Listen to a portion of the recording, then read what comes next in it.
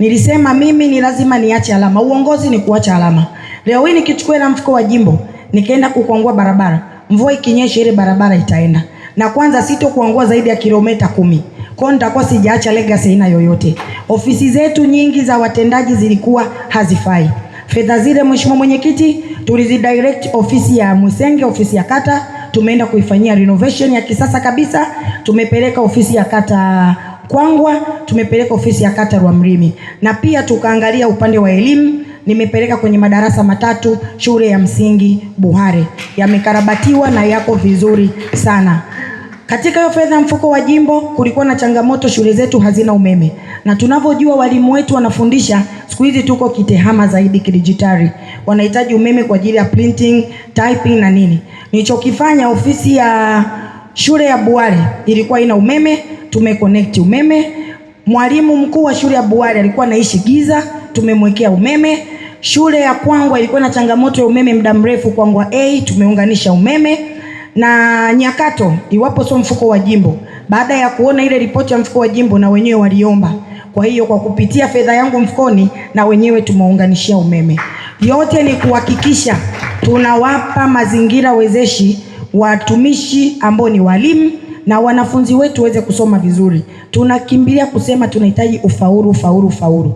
Ili ufaulu tuwe nao, ni lazima mazingira ya kufundishiwa na ya ufundishaji pia yawe proportion. Ndio maana nadhani tutafanya vizuri zaidi.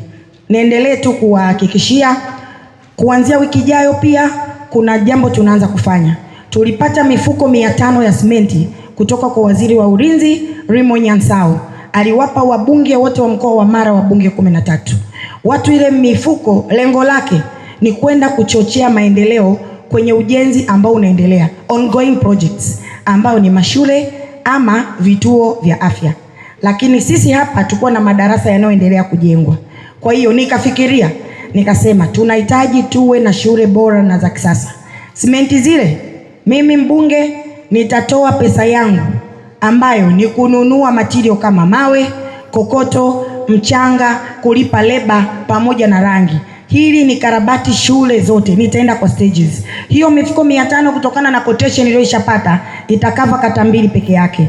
Lakini nina imani kwa mahusiano mazuri nilionao na wadau wa maendeleo katika manispaa yetu ya Msoma mjini na taifani kwa ujumla, mahusiano mazuri nilionayo na watu wenye nia njema na manispaa yetu ya Msoma, nitahakikisha sio tu kwa kutumia mifuko hii ya Mheshimiwa Nyansao, hata mimi nitatumia wadau wangu tukarabati shule zote za Msoma mjini zifanane na muonekano wa kimanispaa, sio wa kijijini.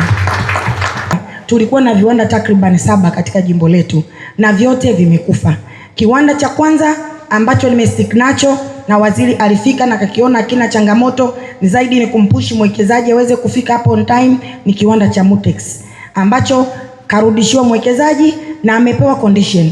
Anatakiwa aje afanye investment inotakiwa ili fursa ziweze kufunguka katika jimbo la Msoma mjini. Na katika bajeti ya 26-27 mmesikia ili nini viwanda vyetu hivi vya textile, ukianzia machineries mpaka raw material zimewekewa 0 VAT, hazina kodi kabisa. Kwa hiyo na hiyo pia inaenda kufungua fursa kwa wekezaji kuchangamkia fursa hiyo. Tunayo hoteli yetu ya Musoma Hotel.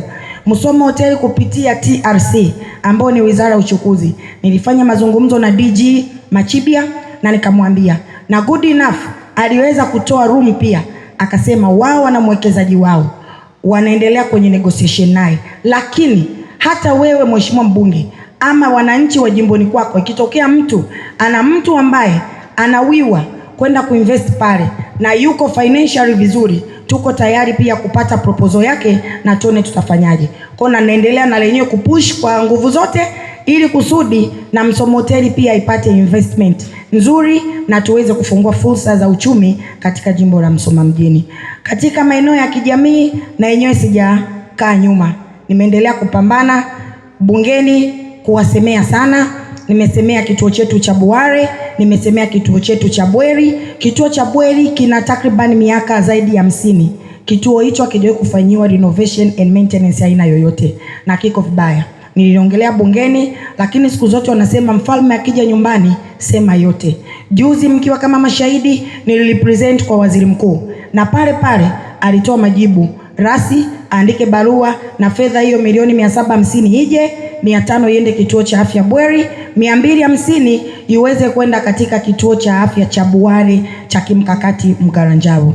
Sofa nimeendelea pia kuwasemea wananchi wangu kwa kiasi kikubwa sana kutokana na changamoto ya umeme mjini vijijini. Sisi ni manispaa tukua katika hiyo record, lakini kutokana na mahusiano mazuri na viongozi wetu wakuu wakiwepo waziri wetu wa nishati na naibu waziri wa nishati, niliweza kuonana na mkurugenzi wa TANESCO na nikapresent hoja yangu, na alinipa ushirikiano mzuri, akanipa namba ya RM, kaniambia niwasiliane naye nimpe mitaa yetu ambayo tunahitaji iwekewe umeme. Mitaa hiyo ni mitaa 10. Tunashukuru. Tuna Mgaranjabo, tuna Bukanga, tuna Zanzibar, tuna Kwangwa tuna AB Kiara AB, tuna Bweri tuna Nyabisare pamoja na Bukoba, na Rwamlimi tunasonga mbele. Kwa hiyo mitaa 10 itakuja kuwekewa umeme, sio walea, ni umeme wa TANESCO, lakini kwa shilingi 27,000. Sofa nimeendelea pia kupambana mimi kwa ajili ya kuleta maendeleo kwenye jimbo letu. Niliweza kuomba fedha milioni 114 kwa ajili ya shule ya Rwamlimi, shule ya msingi, na imekuja hiyo fedha, na ninadhani mwenyekiti wa Rwamlimi unafahamu hilo.